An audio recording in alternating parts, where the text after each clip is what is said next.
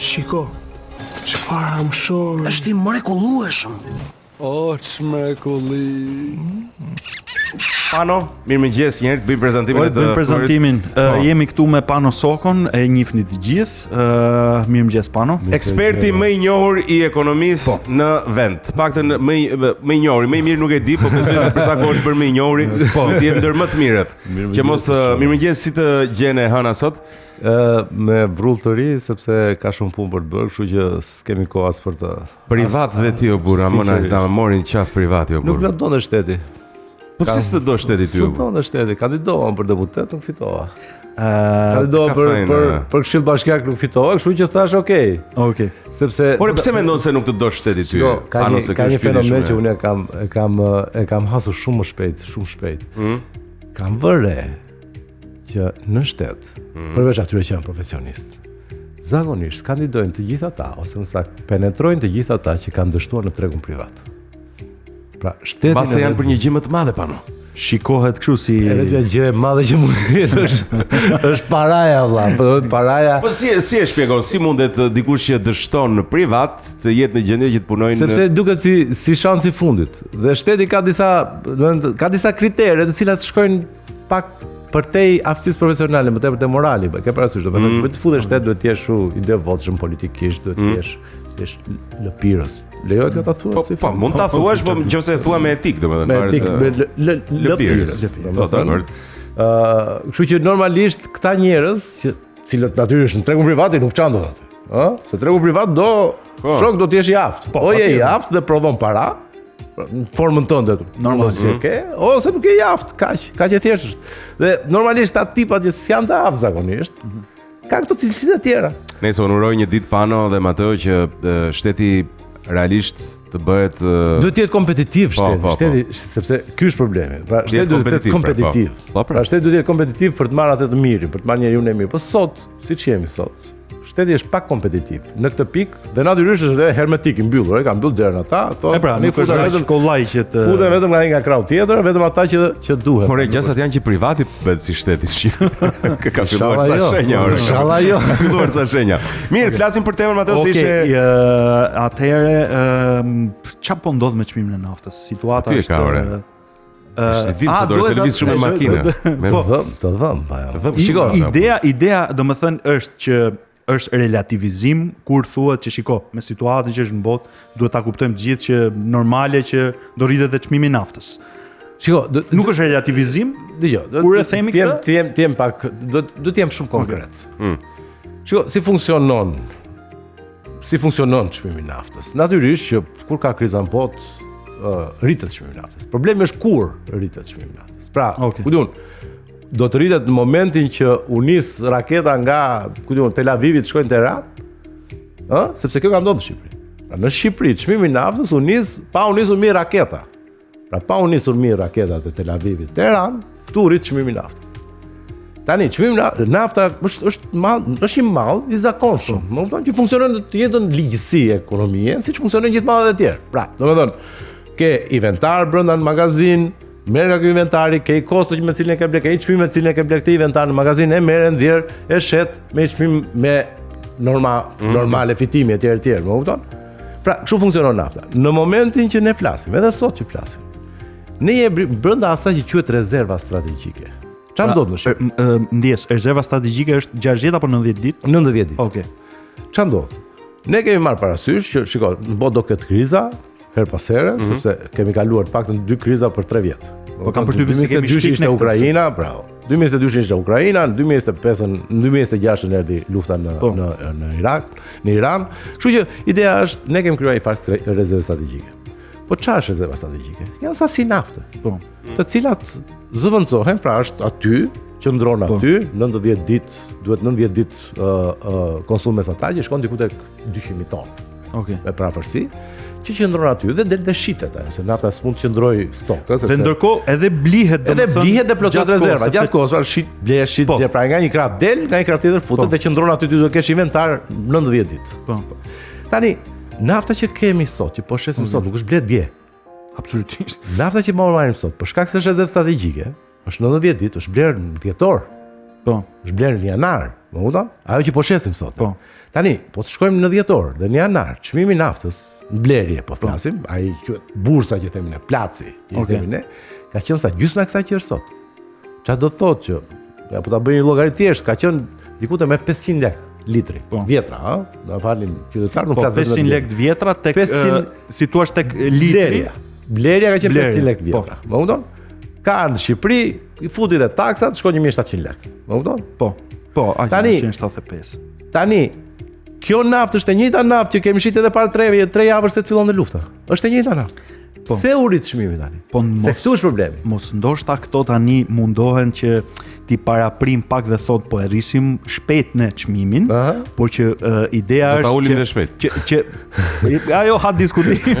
por domethënë ta rrisim shpejt çmimin që të qëndrojmë pak a shumë tek kjo, ke 2000 lekësh i vjetrave ose që mos ta çojnë 2400. Se tani po e ruajmë ne harxhojmë rezervën, ndërkohë që pastaj i bie që unë të blej shumë shtrenjtë. Shiko, a ka mundësi që mos përdorin si shkallë? A ka mundësi që mos kenë qenë rezervat, domethënë që absolutisht kryeministri Vali e kontrolloi dhe pardje kryeministri doli pa gat parasysh. Po takoi ata grosistë e radhës, tha tha ju i kishit ta. Pra, kryeministri e pa. Mos ndoshta i kanë shitur shpejt. Si kemi pasur. Okej. Po që mos kemi pasur në rritje konsumi. Pra duhet kuptosh këtë gjë. Dhe kjo është ajo që quhet tregti e ndershme, fair trade. Më kupton? Fair trade është ti e merr e ke marr me kaq. Këtë paktën këtë që po nxjerr sot në pistolet e ke marr me 500 lekë litri. Mos ma shit më me 2200 lekë litri. Më kupton? Pra, sepse ti po shet sikur po e ke bler me 900. Në fakt 900 ti do ta bler sot, do të vinë në Tiranë pas një muaji. Vjen në benzinat, nafta që do blet sot. Më kupton? Sepse keni parasysh, që nga porositë, normal. Mbushet ania, porositë ania, shkon ania, mbushet ania, vjen ania, qëndron këtu në Durrës ja 4-5 ditë, më kupton? Shkarkohet ania, merret nafta, shkon nga depozitat e Porto Romanos, shkon e shpërndahet në për karburant, është një muaj kohë. E qartë, pra do një muaj nafta e krizës që të vinë Shqipëri. Më kupton? Ne sot po shesim naftë para krizës. Tani, unë nuk e diskutoj që do të ketë rritje. Problemi është, siç ka thënë Kisingeri, në 10 lekë rritje në krah krize, vetëm një është kosto, nënt janë spekullim. Çfarë spekulimi? Spekulimi është loja emocionale me pritshmëritë e të ardhmes. Kur njerëzit kanë frikë nga e ardhmja, tregtarët kanë një sens të gjashtë, nuhasin. Ka lek këtu. Më kupton? Dhe çfarë bëjnë? Direkt, nuk presin që t'ju vinë kostot direkt. Po një tregtar spekulant çfarë bën? E kupton që situata është e nder, njerëzit kanë frikë, atëherë fillon të abuzon. Dhe thot, lese ka plas lufta, rrit çmimin e grurit. Domethënë ne kemi pasur variante, ju e keni parasysh në luftën e Ukrainës, këtu rrit çmimi i djathtit se plasi lufta në Ukrainë. Më kupton? Mos bënin import nga. Pra, ide, bënim qumësh nga Ukraina. Ne marrim këtu në edhe ai qumshi që marrim në rajon, se duhet kuptoshin që vendet zakonisht operojnë me fqinjet që mos kenë kosto transporti. Kupton? Pra, përpiqen sa më shumë që të plotësojnë kërkesat e tyre, nevojat e tyre me vende fqinje. Për shembull, ne plotësojmë nevojat tona me Greqi, Itali, Maqedoni, Kosovë, Serbi maksimumi. Më kupton? Sepse duam mos kemi kosto transporti, nuk shkojmë në Ukrainë për të marrë gjërat. Mbase blen serbi grurin, domethënë ato të ndërlidhura janë, domethënë nuk është janë në Ukraina natyrisht furnizon, po furnizon ato pjesë të botës, të cilat kanë mungesa të mëdha. Okej. Domethënë sa ne plotsojmë me njëri tjetrin sepse kemi këtu. Ka për mendimin tënd një mundësi, një hapësirë për shtetin që deri diku ta kufizoj spekulimin pa ndërhyrë tek ajo që quhet prishja e Kongresit dhe tregtisë lirë. Shteti sa informacion ke ore? Jo, shteti ndaj i varfër ti. Është problema. Kur si ka mundësi ekonomistët? Leko do kesh dije. Ekonomistët nuk janë të pasur, si ka mundësi? Po sepse flas vetëm për lekët e tjerëve. Merr. Bie që flet për lekët e tij nuk është ekonomist, është biznesmen. E shef? Tani shiko çfarë ndodh.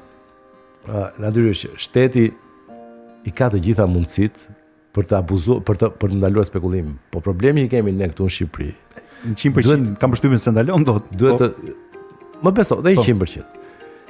Ne do të dallojmë dy gjëra. Pse kemi çmimin e lartë naftës, një, dhe pse nafta nuk lëviz apo lëviz keq kur lëviz në bursë. Pra rritet më një herë kur rritet në bursë, edhe mezi bie kur bie. Po se blem shumë ne kur është në krizë. Më kupton? Pra, janë dy gjëra të ndryshme. Pse kemi çmimin e lartë? Pse ne kemi 1700 ku në Kosovë është 1.2 euro? më kupton? Ne kemi naftën në Shqipëri. Po ne kemi taksi më të lartë apo jo? Bravo. Tu është faj shteti. Tu peshën më të madhe ka shteti. Pse? Sepse shteti ka rreth 60% të çmimit e ka shteti. Ata diskutojmë pak pse ndodh ky fenomen pikërisht në Shqipëri? A është një mënyrë efektive e shtetit në një shoqëri që nuk monitorohet siç duhet ose ka informalitet për sa i përket pagimit taksave, është një mekanizëm shumë i mirë për të mbledhur nga qytetarët? A është ky mekanizmi kryesor sepse Shikon, ne kemi pra për ta mbaruar. Pra ideja është që këtu e ka fajin shteti. Pse nuk lëviz në bursë në mënyrë korrekte, pra të rritet atëre kur duhet të rritet të bjerë, atëre kur duhet të bjerë, është për shkak të strukturës monopol që kemi ne në treg. Kupton, shitja me shumicë në Shqipëri është monopol. Janë një kompani është e madhe, ja 2-3 operator plotësues. Më kupton? Pra është quasi monopol, është oligopol. Më kupton? Pra kjo është arsyeja pse nuk bie, pra kur themi ne që ra nafta në bursë, pse nuk bie këtu në Shqipëri? Për shkak të strukturës.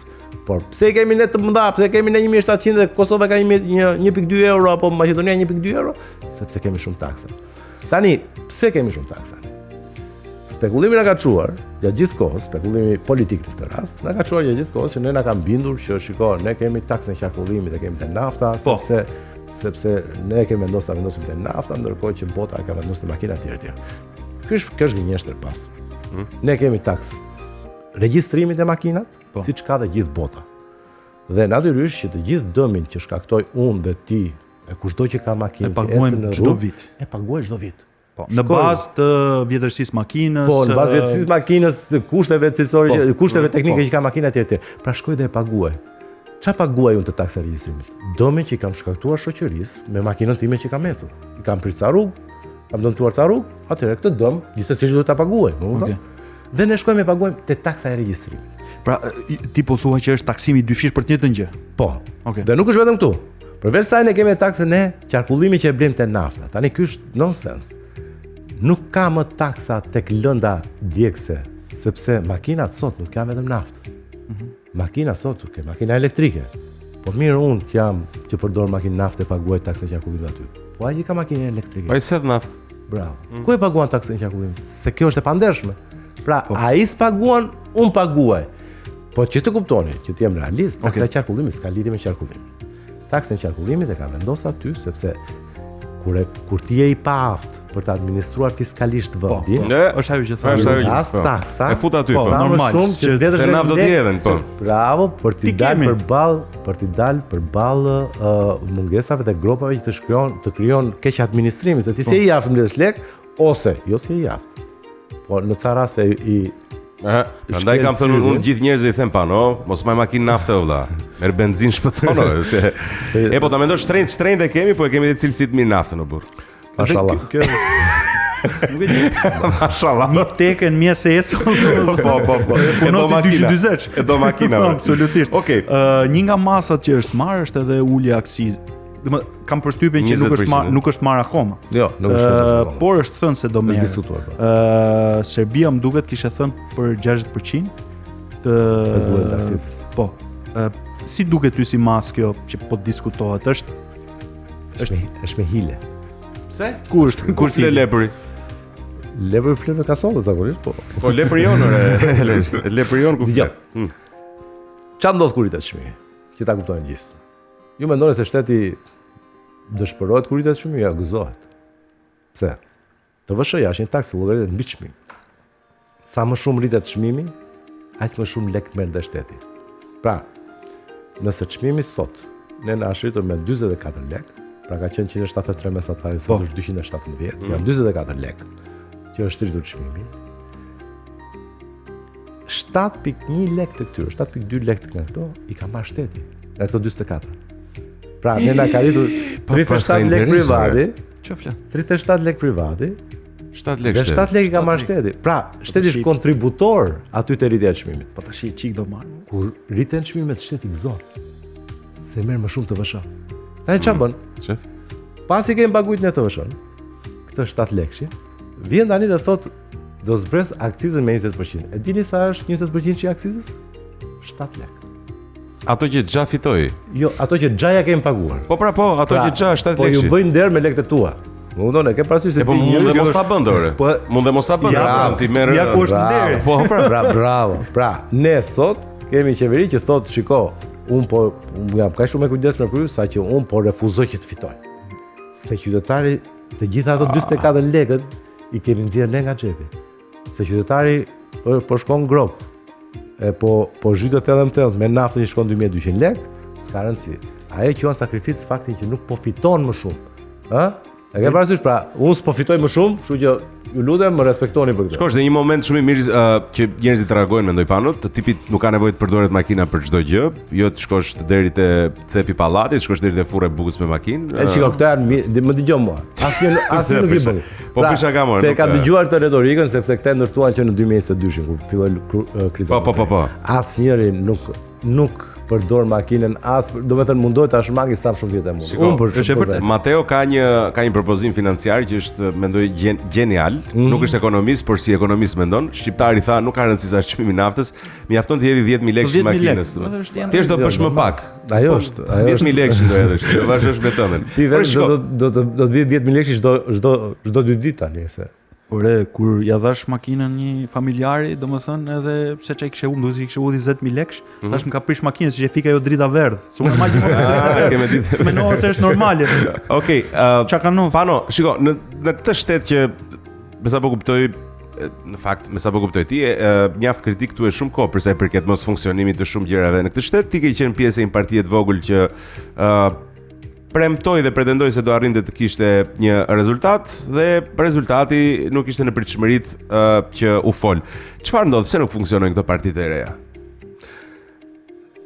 Unë tani jam jashtë, natyrisht, edhe kur i shoh nga jashtë jam edhe Ishe i pari në fakt që jam edhe më i ftohtë edhe. Shiko, janë 3 karaktere të ndryshme. Unë i kam kategorizuar kështu, shiko. Nëse do t'i marrim 3 kryetarë të partive të reja, pra, do marrim Adriatikun, Tikun, Alindin edhe Agronin. Tiku është i mirë për sheshe, për dalë në shesh, për të motivuar njerëz në sheshe të tjerë. Alindi është i mirë për televizor, ndërsa Agroni është i mirë për social. Në fakt, problemi i partive të reja është që nuk po sillen si parti. Po sillen si grupe influencere, të cilat përpiqet që të përfitojnë sa më shumë vëmendje, të bëjnë në sensin like, share, komente etj. Nga eventet politike, por politik nuk po bëjnë. Jeni shumë sinqert. Si mund të ishte bërje politikës nga ata? Atëherë, ata domethënë çfarë ndodh është, nëse e shikoni, partitë e reja janë në përgjithësi komentuese të ngjarjeve që ndodhin, nuk prodhojnë ngjarje. Është qartë. Pra ata presin që të bëjë qeveria një gjë, që ata të flasin, të bëjë kryeministri një gjë, që ata të flasin. Opozita janë ata nuk është se kanë dorë. Nuk diskutohet. Nuk është se ndoshta kanë dhe mjetet pano që të bëjnë diçka përveç pjesës të komentojnë ose të jenë të pranishëm në rrjetet sociale. Shiko, nuk diskutohet.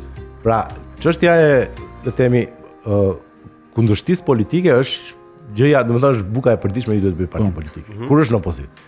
Problemi është se ata nuk e shikojnë, nuk shkojnë asnjëherë përtej kësaj. Pra mbeten vetëm aty. Nuk prodhojnë politikë vetë. Çfarë do thotë prodhosh? Të prodhosh vëmendje. Në përgjithësi dhe opozita në vetvete, ka mbetur peng i një praktike që është dështuese. Ata thjesht komentojnë atë që bën Rama. Pra Rama ka udhëheqjen e lajmit të ditës, e ngjarjes së ditës, si do flasin njerëzit sot, dhe ju të tjerë jeni gjithë komentues. Pra ai prodhon, Rama prodhon, dhe këta komentojnë. Natyrisht Rama do prodhoj, do thoni ju, sepse është kryeminist. Dhe çdo ngjarje që prodhon kryeministri, vetë lajm, më kupton? Por duhet prodhosh dhe ti. Pra, nuk kam parë ndonjë që dalin nga rjeshti, po flas për gjithë opozitën tani dhe të prodhojnë. Janë të gjithë tradicional, janë si me skript të shkruar, që e dim që në mëngjes se çfarë ndodhi. Për shembull, ndodhi dje protesta opozitës. Po, për këtë doja të pyesem fakt, si shikon këto zhvillimet e pra, protesta opozitës. A u çudit njëri? Pra, unë nuk e pash dot sepse për shkak të angazhimit tim nuk e ndoqja dot protestën opozitës. Luan te Real Atletico çave. Për shkak ishte për bravo. Ishte për bravo. Por po them që për shkak të protestës së opozitës, domethënë për shkak të zhvillimeve që ndodhen dje, sot nuk u prodhua asnjë lajm. Përveç se 2-3 doli Lamallari, ministri tha vajta aty në burg, në spitale, pash ata policët ishin në, do të thënë se këtu bëhet drama, më kupton, ndërtohet drama. Janë jashtë rrezikut për jetën, më kupton. Ai e ka shtyr, ai ka rënë në tokë, tani është jashtë rrezikut për jetën, për të ndërtuar drama, më kupton. Por ideja është që këta janë kthyer në komentues politik. Opozita duhet të prodhojë politik. Opozita duhet të prodhojë politik në marrëdhënie me veten e vet. Shikoni për shembull çfarë ndodh. I vetmi moment i cili ka një shans për shembull po them për Partinë Demokratike, është Saljani. Po. Ë? Këta e expulsojnë Saljanin në mënyrë absolute. Pra këta e vrasin Saljanin, e vran Saljanin Partinë Demokratike. Nuk është i vetmi që kanë vrarë, domethënë pra zëra gjëra. Pra, të vetmi njeri që po përpiqet të prodhojë një realitet të ri, i cili edhe ty si parti të shërben më. Hiq mor vëmendje nga ato që bën Rama, më prodhojnë gjë që ta kemi ne si qytetarë të ndjekim telenovelën. Më kupton? A përplasja, pastaj afrimi, pastaj jo, ky të vret të nxjerr nga partia ti s'ka më ngjarje aty. E njëjta gjë është edhe në marrëdhënie me njëri tjetrin. Partitë e reja me PD-n apo partitë e reja me njëri tjetër. Nuk prodhojnë ngjarje, më kupton? Janë ndarë në kampet e tyre çdo parti e re, nuk pranojnë të diskutojnë të flasin me njëri tjetrin, nuk pranojnë të komunikojnë me njëri tjetrin, bën secili ato propagandën vet kundër qeverisë dhe kaq. Por nuk pranojnë të prodhojnë. Dhe çfarë do të thotë të prodhojnë? Mbajeni mend kur ka qenë një kohë që prodhohej politik, për shembull kur ka qenë Partia Socialiste në opozitë prodhonte politik. Pse prodhonte politik? Sepse prodhonte diskutim, bënte gjëra të cilat hanin diskutim, LMN-ja për shembull. Po e keni parasysh, ndoshta se keni parasysh lëvizja për mendimin ndryshe. Po, ishte një lëvizje që na mori vëmendjen të gjithëve. Pra, ishin ca njerëz, të cilët dolën aty dhe ne me këshëri donin të ndiqnim si do shkonte saga e LMN-s. Pra, a do të lejojë le të them demokracia në parti, do të lejojë opinionin. E vërtetë është. Çfarë bën kjo te njerëzit? Ti e heq mendjen e qytetarit nga Rama, pra nuk është ai aktori kryesor, je ti. Më kupton? Këtu zhvillimet, u mblodh për shembull, mblidhet merr dy raste, mblidhet kryesia e PS-s dhe kryesia e PD-s. Te kryesia e PD-s nuk ka asnjë lajm. Te kryesia e PS-s, gjithë gazetarët janë aty për të nxjerrë çfarë tha ky tjetër. Pra, janë më të interesuar sepse prodhojnë ata. Si s'doli një herë ky Saljani nudo, valla, kupton, nuk e di. Jo, mos ka nevojë, më mirë mos dali te mu. Po prodhoj lajm. Nuk ka reklam të keq, pano. Ideja është që ti i tregon sepse çfarë do të thotë. Për ta nisur kjo. Pse duhet prodhuar lajm? Për të kuptuar ai tjetri, qytetari, që ti je i zotit të drejtosh për sot. Po, që po bën diçka si fillim.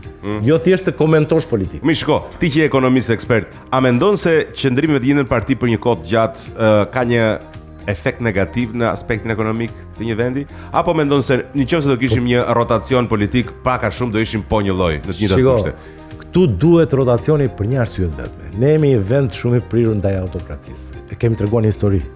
Edhe mënyra e funksionimit të mindsetit ton është drejt autokracisë. Pra, po t'ju them unë juve, kush është diskutimi më i qëndrueshëm sot, ju dy do më jepni të drejtë. Për shembull, t'ju them unë që në PD nuk ka një lider të dytë si Berisha. Prandaj nuk i këm Berisha. Absolutisht. Ky është një mindset i gabuar. Sepse ne jemi të prirur të shohim prisin. Demokracia kërkon institucione të forta, jo njerëz të fortë. Njerëzit janë i bajmë pano. I bajmë ne. Po. Njerëzit janë pushteti. Institucioni janë shteti. Unë do të doja një Shqipëri me një kryeminist të dobët që mund ta arrëzosh me një të fryrë. Atëherë Shqipëria do zhvillohet. Atëherë do ishte mirë për ekonominë. Ata ka dash ti klapaj. Pra kur kryeministri të jetë i dobët, po jo më. Dhe qeveria të jetë e dobët, institucionet janë të forta. Jo, mund të jenë të dyja bashkë, mund të institucione dobta edhe kryeministri i dobët. Jo, pse? Ja mo kemi pas Pandeli Majko. Pse janë? Jo, absolutisht dhe Pandeli Majko ka qenë një kryeminist me vota shumë. Imagjino një kryeminist që është me vota në këtë sens e thua. Aty është i dobët. Në këtë sens. Jo, të kuptoj, po i dobët politikisht, më kuptoni politik. Kjo duhet të ketë një traditë shumë të fuqishme tek mirë funksionimi institucioneve. Domethënë nuk kam përshtypjen, kjo është mendimi personal. Pra, kështu vjen. Nuk funksionon dot si Belgjika në që trim 2-3 vit pa kryeministër dhe prapë institucionet funksionojnë qartë. Institucionet vetë funksionojnë. Nuk e kemi këtë lloj kulture. Pse? Se futesh në punë me anë të një partie. Sepse ti nuk i përgjigjesh ligjit sot, po i përgjigjesh individit. Po, ndaj je varur nga individi. Po normale, sepse ai që ka shumicën bën dhe ligjet etj etj. Ti i përgjigjesh sot kryeministit si individ, pra është ai më, është dhe jam krenar për to. Ne. Dhe jam krenar absolutisht. Pra të gjithë sot drejtorët e institucioneve, se kush janë institucionet, janë gjitha këto më. Po. Agjenci, Normal, ministri, institucione është një drejtori. po, grupi interesit, po, pa Këto patjetër. janë institucionet. Këto duhet të jenë të forta. S'ka nevojë kush është kryeminist. Po sot të gjithë janë si kryeministit. Pse? Sepse kemi Pano, ardhur. a do ketë rotacion thua? E fundit fare. A mendon se do ketë rotacion? Është e vështirë kështu. Sa është koeficienti pano? Shiko, a do ketë rotacion, një ditë do ketë patjetër, nuk diskutohet. Po një ditë të jetën tonë apo Opozita një ditë do ketë, do të është okay, dakor. por po them këtë gjë, nëse opozita nuk fillon dhe mendon vërtet për të marrë pushtetin, se un kam përshtypjen sikur opozita sot nuk po luan për të marrë pushtetin. Po për çfarë po luan kjo opozitor? Për të qëndruar në opozitë. Ja, do të marrë opozitën, e. Po. E qartë, ma ka thënë dhe babai këtë, po se besoja. Ideja po dëgjoj po pa. Dëgjoj babai në orë dëgjoj të vjetrin. Pra, ideja është që nëse opozita do pushtetin, duhet luaj për të marrë pushtetin. Kështu siç luan, nuk e ka për ta marrë. Po mirë, e fundit fare, pse se do opozita pushtetin? Ti u them një gjë të vogël. Më jep 60 sekonda kohë. Sot kemi në Shqipëri krizë sociale, krizë ekonomike, krizë besimi, kemi Kulturore, po. nga të gjitha llojet e krizave. Një gjë kemi ne sot. Krizë politike. Më dëgjoni. Se nuk ka garë. Jo, krizë politike. Jo, sot ma kishte protestë djetë, sot u zgjuam në mëngjes, parlamenti funksionon në rregull, institucionet funksionon në rregull, asnjë nuk është bllokuar. Opozita, nëse nuk prodhon një krizë politike, pra të le të themi të defunksionojë një institucion nga pikpamje materiale. Pra çfarë them, ku do bllokoj kryeministrinë, ta rrethoj këtu kryeministrinë, sepse zëvendës kryeministri apo zotëri është për burg. Belinda Balluku është për burg, Akshi këtej ka bën namin. Pra ka shumë gjëra. Kjo qeveri duhet të funksionojë më në një vend normal. Por për këtë duhet prodhosh një krizë politike se ti nuk ke numrat. Ai ka 83 vota në parlament, s'ke çfarë ti bësh fare, ti hidhu për pjet. Ai nuk është i barabartë me ty. Edhe këto komisionet që thotë ai që i kemi ad hoc, e kemi bashkë janë kot. E vetmja tryezë ku opozita është e barabartë me mazhorancën është tryeza e krizës politike, ku opozita e ka bllokuar kryeministrinë aty dhe nuk e lë të futet në zyrë apo nuk lë të vejë në delegacionet i futen në zyrë, dhe në atë moment ai është detyruar që të thrasë një faktor ndërkombëtar të vi këtu për të zgjidhur krizën. Vetëm kjo është tryeza ku opozita është e barabartë me mazhorancën. Në gjithë të tjera pastaj mazhoranca e kalon opozitën. Dhe opozita pos krijoi krizë politike në Shqipëri e ka të pamundur që ta demontojë Ramën. Rama është shumë i fortë. Rama ka çdo gjë, ka parat, ka grupet kriminale, ka strukturën, ka administratën, ka çdo gjë. E vetmja formë për ta demontuar është qeveria teknike që do të vi vetëm pasi krizës politike. Po vazhduam kështu, dil në bulevard, ik në shtëpi, dil në bulevard. Vazhdojmë se 2029 do vi 2033 këtu do jetë. Okej, edha pano një Opozit do vazhdoj. opozit, po edha një alternativë, domethënë. Pano të falenderojmë shumë për kohën tënde. Ju falenderoj edhe unë, keni shumë interesante këtë. Falenderoj edhe Romin se pra shefatura Të gjithë falenderoj. Mund që jemi ore autokraci u burja dhe ky tek shefi. Po tek shefi i madh. Institucioni është merr. Faleminderit pano.